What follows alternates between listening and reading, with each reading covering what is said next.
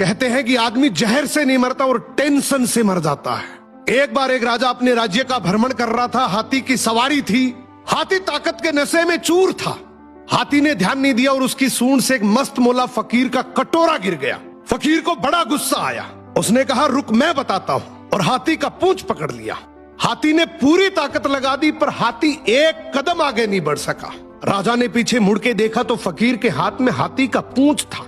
राजा को बड़ा अचंभा हुआ कि एक फकीर में इतनी ताकत।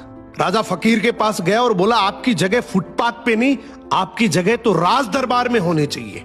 आप इतने ताकतवर हैं, आप हमारे साथ चलिए। आपको कुछ नहीं करना, केवल राज दरबार के राज मंदिर में एक दीपक जलाना है, सुबह 4 बजे उठना है और आरती करनी है।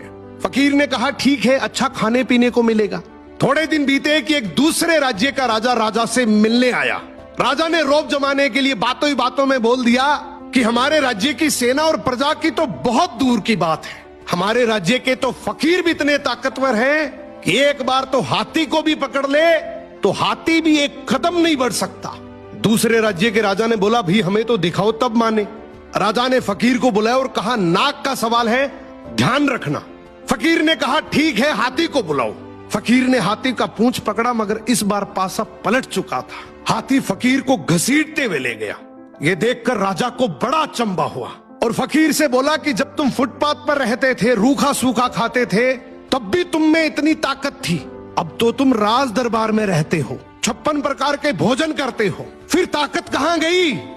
फकीर जोर से हंसा और बोला, राजा जी, ताकत को टेंशन खा गई। पहले मेरे कोई टेंशन नहीं थी, कब उठना है, कब जागना है, कब सोना है। अब रात को सोता हूं तो टेंशन लेकर सोता हूं कि सुबह 4 बजे उठना है, दीपक जलाना है, आरती करनी है। टेंशन मेरी ताकत को खा गई। यही हालात आज के समय की है।